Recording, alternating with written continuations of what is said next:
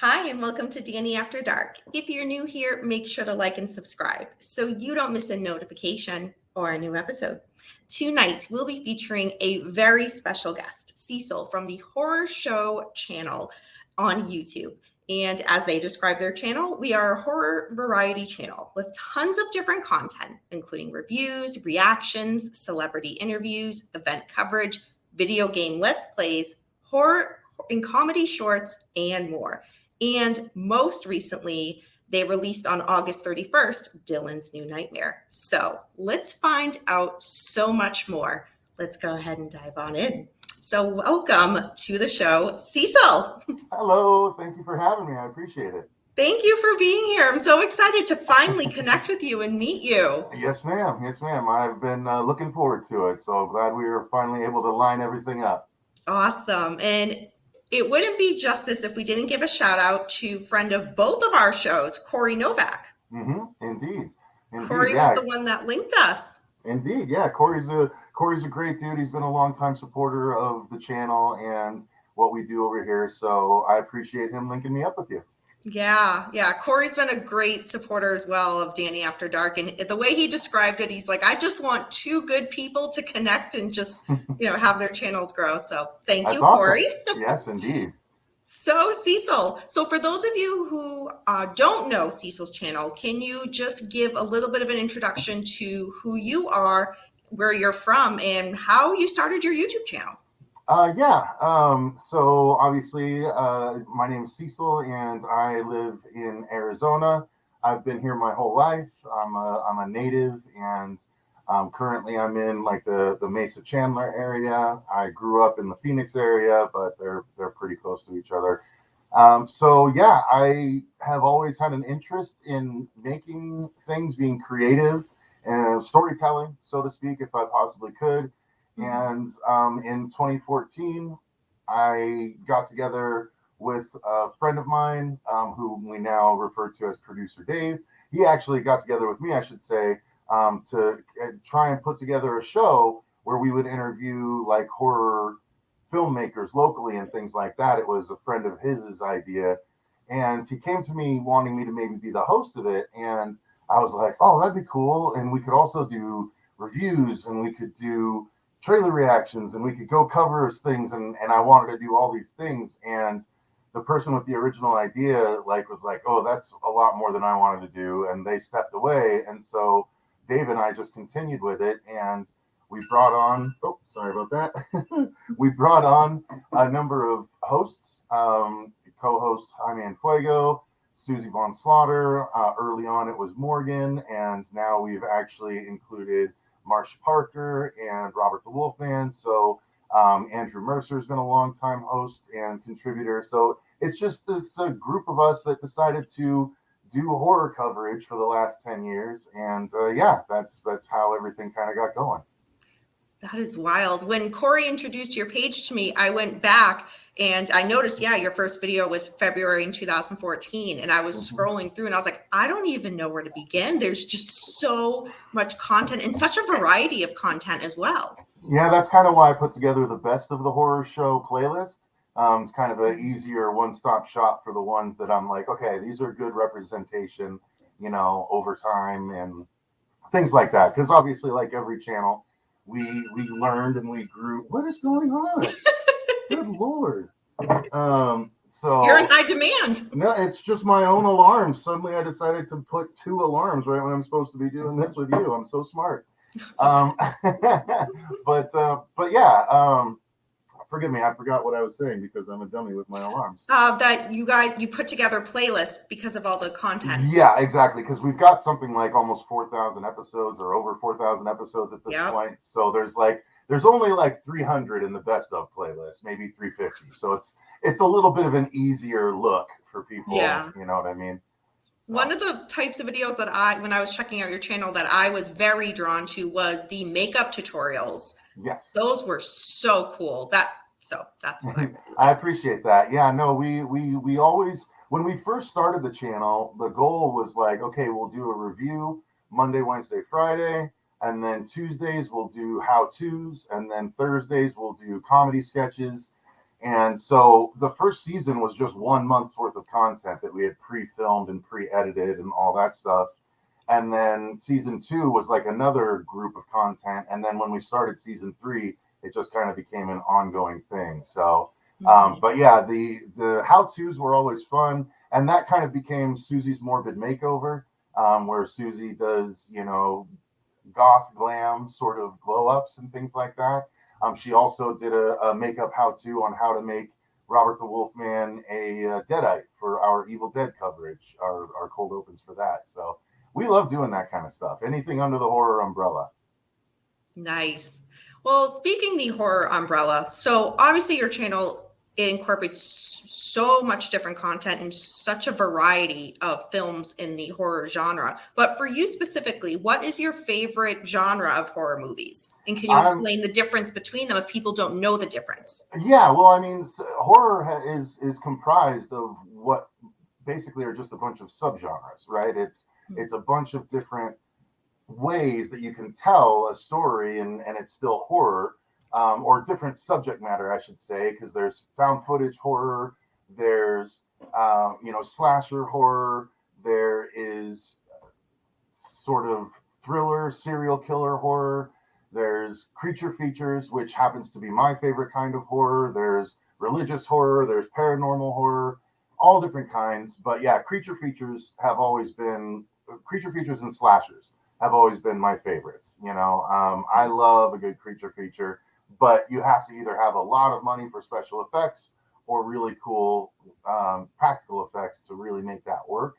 So not every creature feature is good, but ever since I saw Jaws, it's still a creature feature, you know what I mean? Not a lot of people consider it that, but it is when you break it down.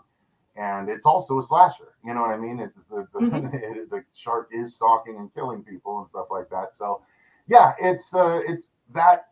has always been my favorite. I'll always as soon as a creature feature drops, I'll watch it way sooner than basically any other subgenre in horror. But I do like a whole bunch. There's only a couple that I don't really gravitate towards out of the 8 or 9 subgenres kind of thing. Gotcha. And if you hear my cat meowing outside the door, my apologies. I can hear them right now, so I kicked them out for this. Not a problem at all. I've got a couple that might get frustrated they can't get in here right now too, so I get it. Well, side note, how many cats do you have, Cecil? I have 2. I've had 2 pretty much ever since I got my own place. I've always had 2 cats because I don't like leaving one to be lonely when I'm away and things like that. And I've always managed to get really chill cats. Unfortunately, one of the ones that I have right now, he's a real, the straight definition of scaredy cat. But it's largely because there's 4 children in my house currently, as well as 3 other cats because another family is staying with us currently. And they had 2 cats and 2 children. So he is scared about the unpredictability of the kids, and the other cats are trying to be dominant. So it's a good time. But me personally, I have 2 cats, always have. Oh, awesome. I love that. People here and supporters and viewers of my channel, we are very, very big pet people. Yeah. So that is awesome. I have 6 cats of my own. Oh, wow. Okay. I do feline rescue, so that's my excuse for why I have awesome. that many. That's my story, and I'm sticking to it. Yeah, no, I feel that actually, because if I ever won the lottery, one of the things I'd like to do would be open a no-kill sanctuary somewhere, and hire the right people to run it, because I hate the ideas that so many, unfortunately have to be put down just because of population and lack of desire to pick them up from pounds and things like that. It's just so sad. Yeah. Well, it's great. I did not know that we had that in common, so that's amazing. Well, there you go. All right. So in regards to, and I think you might have answered this, but if not, that's fine. So you told me your favorite genre of horror movie. So what is your favorite, I would say, all-time classic horror movie? And then for now, what is your favorite new horror movie that has recently been released? Okay, that's a good one. Yeah, the first one, my classic, my favorite horror movie of all time, when I'm not saying Jaws, is John Carpenter's The Thing from 1982. Because again, creature feature, one of the best of all time, uses practical effects except for the claymation stuff towards the very, very end. but it is so well done, so well acted, so engaging, and it's eminently watchable. Like it. Yes, it looks a little older because of the computer that Kurt Russell's playing chess on and stuff like that. But outside of that, it it's kind of timeless. You know what I mean? So I really, really love that movie. Recently, I tell you what, there's a couple of movies that have really blown me away in recent years. I don't know which one I would want to. I mean, I tell you, keeping it with the Jaws theme, I really like The Shallows from almost 10 years ago now. Unfortunately, just kidding. Time passes so fast. I don't like it. Yes. But also like Cabin in the Woods was one of my favorites. The Final Girls from 2017 is a phenomenal deconstruction of the horror genre, of the slasher genre from the 80s in a wonderful horror comedy bow, and I absolutely love that movie. So Okay. Underwater was a great one.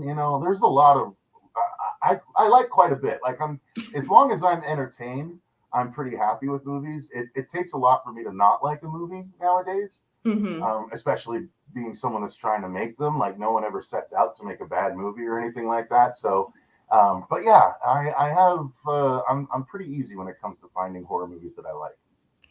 That is awesome. So, for people who aren't necessarily into horror movies, are there any that you would suggest that might get them to watch any horror movies? Any specific that come to mind? I tell you what is something that came out fairly recently that I think rides the line between your standard almost crime thriller and the horror genre, and it's something called "I'll Take Your Dead." And the story is about this guy who essentially he's got a name, like a nickname in the criminal underground, and the story is these dudes, obviously not good dudes, show up with a body for him to dispose of. He is the local body disposal guy for criminals and stuff, but there's a way to do it. And these people just roll up with a dead body and are like, yo, you got to get rid of this and stuff like that. And they take off. And then it turns out the person isn't fully dead. And then like everything that happens after that, like what happens when the guys find out, obviously they don't want witnesses and stuff like that. So they have to come back, and the dude doesn't readily give her up. And so it becomes sort of this back and forth, but there is a horror aspect that comes involved towards the third act.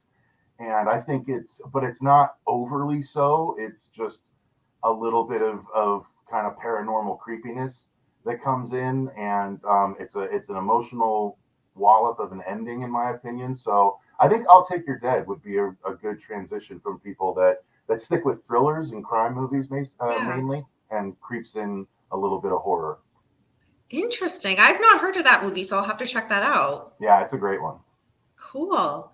So there tends to be, obviously, Danny After Dark is a true crime channel, and Hmm. there tends to be, in my opinion, a big crossover between horror and true crime, where Hmm. sometimes true crime cases from real life can serve as the basis for some horror movies. Has Absolutely. there been any true crime cases that have gotten you into horror? Sorry, have there been any horror movies based on true crime cases that have gotten you to kind of maybe look more into true crime cases, or is that just not your thing?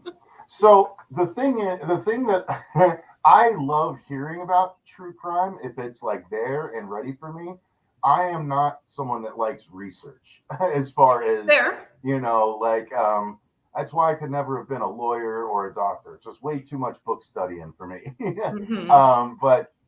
But if someone's got it in a podcast form or a show form like yourself, and they're able to present everything to me, I'll like sit and listen and watch very attentively. But a good one recently, of course, that made me more interested was the Dahmer show. I was like, I still haven't finished it, but The one on it's Netflix? yeah, yeah. I like Evan Peters a lot as an actor, and he's creepy as hell in it, and it like made me want to learn more. But there's a bunch of real, like, technically, I guess the Conjuring movies are inspired by quote unquote true stories and stuff like that. Hmm. Not quite true crime. But there are other horror movies that I know I've seen that have been inspired by true crimes that I didn't even realize until after the movie. Mm. And it's I don't know that I could come up with one off the top of my head, but I know I found out later, like the Velisca axe murderers. Yes. That I saw that movie, and then I found out it was like kind of based on real stories or whatever, or a real story, and I was like, oh, that's interesting. But I Hmm. don't know if that technically counts either. But yeah, I No, it mean, does. there's been a few that for sure have made me interested in learning more about the subject matter it was based on.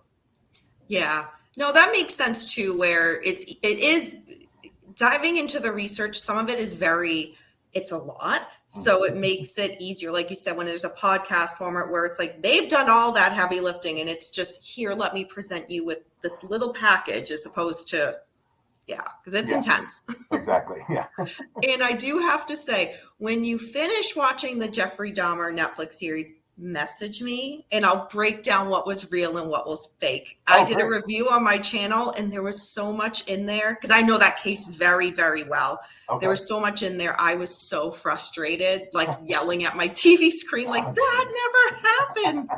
So I would just hate people like, if you don't know a lot about the case to walk away from that thinking, oh, all of this happened and it didn't.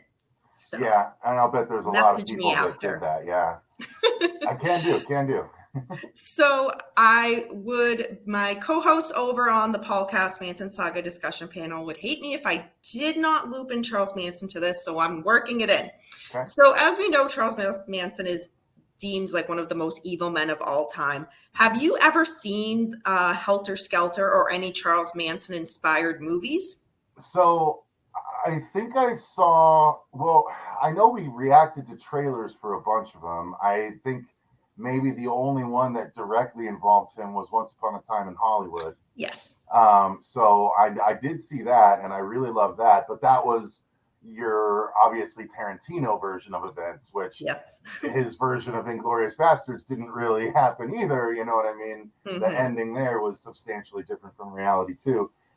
There was one though, God, I can't remember which one that I don't know if I sat down to watch it, but I was interested to. And so Marsha, my co-host, she is the true crime lover on the horror show.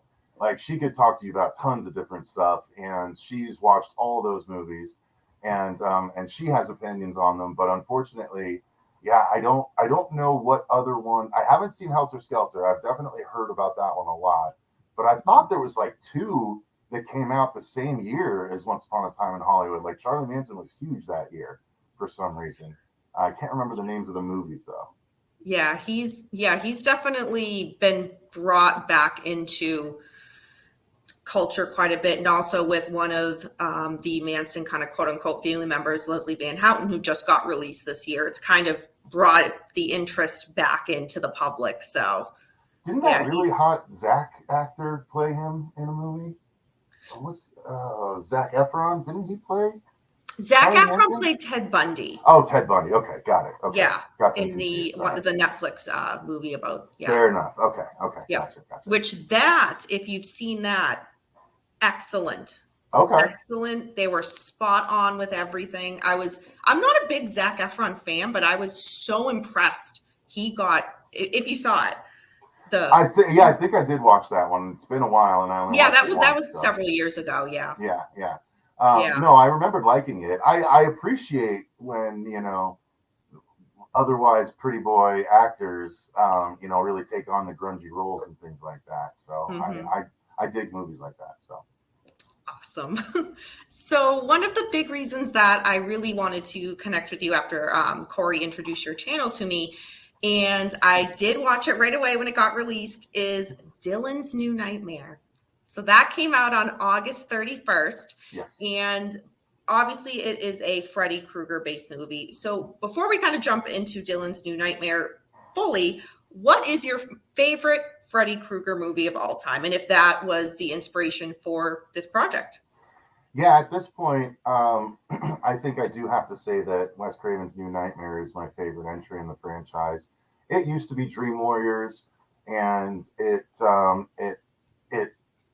was oftentimes second was New Nightmare for me. But after everything that we've done and we've sequelized Wes Craven's New Nightmare now with Dylan's New Nightmare, I think it definitely cements it as my favorite in the franchise because it's the one that brought Freddy back to being scary. It's the one that Wes Craven himself came back to do.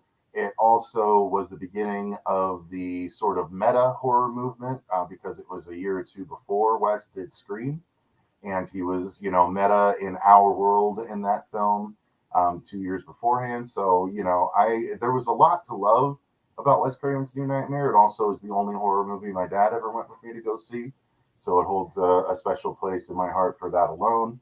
But yeah, Wes Craven's New Nightmare has to be my favorite in the franchise, and that's mostly, well, at least partly why I decided to sequelize that one. Yeah.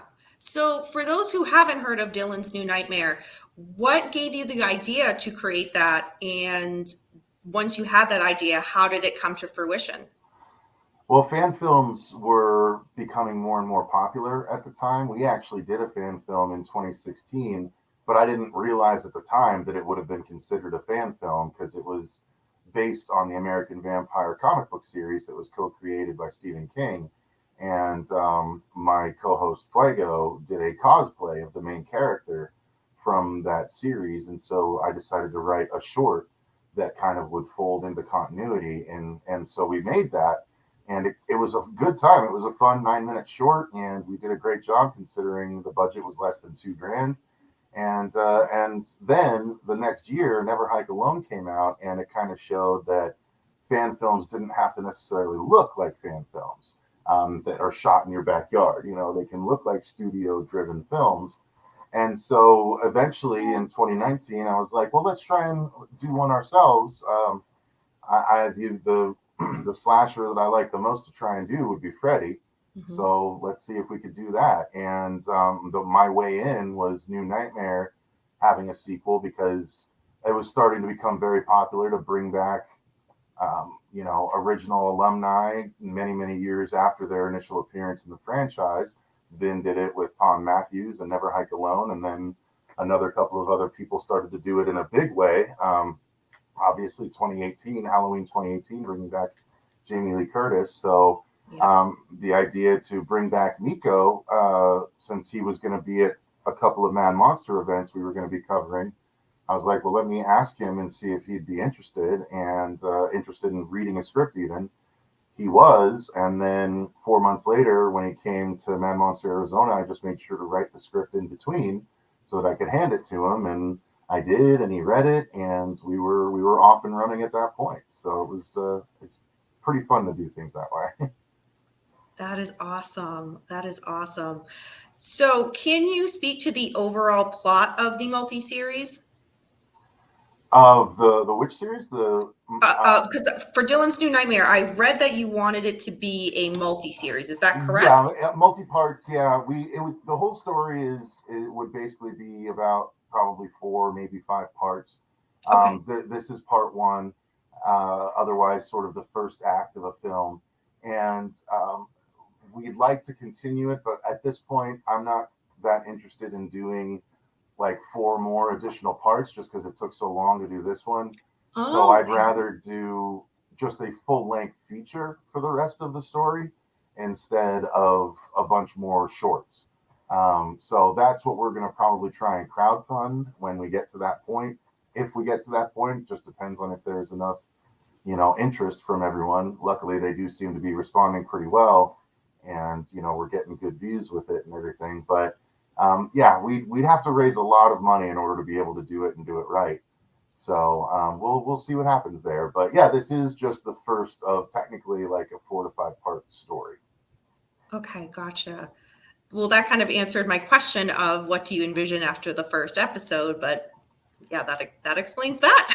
Yeah, yeah. And story wise, I have to kind of keep that hush hush, but also because there's 3 different paths that we can go down for the story, depending on who ends up being involved for the remainder of the story. So once we get that information, then I can write the script, and then we can start all the processes at that point. Gotcha. So you had mentioned just briefly right now the feedback that you've received. How has that been? The feedback from Dylan's New Nightmare. Yeah, very positive, luckily. I mean, sure, we've got some negative comments in there, but I think we've got 1,200 comments at this point, and based on the number of negatives that I've seen, I don't think I think we're basically at 1,100 positive comments, Nice. maybe 100 negative, maybe. But the like to dislike ratio still sits at over 98%, and we're over. I think we're over 112,000 views now, and it's been out for basically a week and a half. So Yeah, not since the 31st. Yeah. So not yeah, even so 2 weeks. no, just 10 days. So not too bad. 112,000 views in 10 days. We got age restricted, so the views slowed down tremendously. We were averaging about 20,000 views a day, but yeah, when we got age restricted by YouTube, now it's, you have to be logged in and 18 and all that stuff, which is understandable. There's some gore in it. So, it's not Mhm. surprising that it happened, but yeah, it's doing very well, even so. Awesome. Yeah, I've been seeing on Instagram that when you've been sharing in your stories some of the comments and feedback you've been getting, and it's Mhm. all been amazing. Yeah, it's really exciting to see. I'm glad that a lot of people are enjoying it. That's for sure. Yeah, and I'm definitely going to, once we do post this interview, I will be posting a link in the description bar so everybody can check that out and leave a good review. I appreciate that. Thank you. So, yeah, I guess just to wind things up. So, you have, I'm really looking forward to Dylan's New Nightmare kind of expanding, and I know that will be a while, but where it left off, and I don't want to spoil anything for anybody Right. who hasn't seen it, but I'm just like, okay, I need more information. I need more. Don't leave me hanging here. Yeah. So Yeah, I'm that's been our excited. biggest. Yeah, I appreciate that. Thank you. That's been our biggest complaint that we've heard is that, yeah, it's too short. I wanted more, and it's like, well, we only raised enough money to do a short, so Mhm. if we had tried to do a full length feature, it wouldn't have looked this good. You know what I mean? So, but luckily they seem to be understanding that as well. They're just like, I wanted more. I need to know what happens next. But that ultimately, right? Even though it's a complaint, it's still a compliment complaint. I was You know just what I mean? about to say, if those are the types of complaints you're getting, is we wanted more, Hmm. that's a great thing. Yeah, exactly. That's the way we're looking at it. That's probably not the way they meant it, but Right. I think ultimately, at the core, that's what it comes from. Hmm. They were enjoying it and they want to know where it goes next. Yeah. But and granted, I didn't do like a big confrontation. I personally wanted to go for the more emotional ending than a spectacle ending. And you did. And you Thank did. you. So, what other projects do you have coming up on your channel that you can tell us about? We have the standard stuff. Our reviews, our trailer reactions. We just did a big trailer reaction roundup yesterday, which I actually need to. We got, I think we got blocked worldwide because we reacted to Godzilla -1. So we have to chop that part out today here and get that back up on the channel. But we're gonna have some coverage of all the movies coming out in October. I'm personally very excited to see Five Nights at Freddy's because I love that franchise and I'm Mhm. excited to finally see a live action version of it. And but other than that, yeah, I mean, nothing of the like. We're going to be doing a bunch of interviews coming up later today. We're actually going to be interviewing Nora Hewitt, who did the makeup effects for the movie, and then we're going to be interviewing Mikey Rotella, who sculpted our Freddy look for the movie. And then I have an interview with Lee Howard, who is the man behind the Quiet Room Bears and some really great horror art. So yeah, we have a lot of interviews coming up. I guess that's the next thing to plug. That's awesome. Wow. No wonder why your alarm on your phone goes off. You are a busy, busy guy. Unfortunately, too busy sometimes. Yes, it does feel that way. Well, Cecil, thank you so much for coming on my channel. I really appreciate it. And again, thank you to Corey Novak for being such a great supporter of both of our channels. Indeed, indeed. Yeah, thank you, Corey. Thank you very much, Danny. I appreciate it. And I wish you the best of luck, continued success with the channel and everything. I hope it continues to grow, grow, grow. Thank And you. yeah, everyone on my channel that we've directed, make sure you subscribe over here and continue to watch Danny's content because there's a lot of great information that she's dishing out for you all. Awesome. And what I'll do, in addition to putting in the drop-down bar the site for Dylan's New Nightmare, I'll also post your channel, the Horror Show channel, so that people can go over there, like and subscribe, and start deep diving into your over 4,000 videos. I appreciate it. Go to the best of episode playlist, and that'll save you some time. All right. Well, thank you again, Cecil. And until next time, everybody, remember, we don't live in darkness. Darkness lives in us. Bye, everyone.